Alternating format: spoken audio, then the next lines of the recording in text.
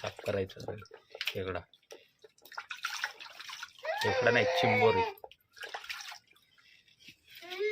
परत एकदा स्वच्छ पाण्याने एकदा धुवायला लागतात, माती भरपूर येतात. डायरेक्ट 2 तुकडे आहेत चिंबोरीचे बघा.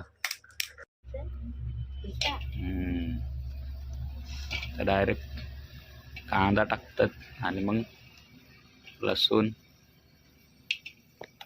मिरची एकदम मस्त शिजून झालं ना, तर मग ते हलवून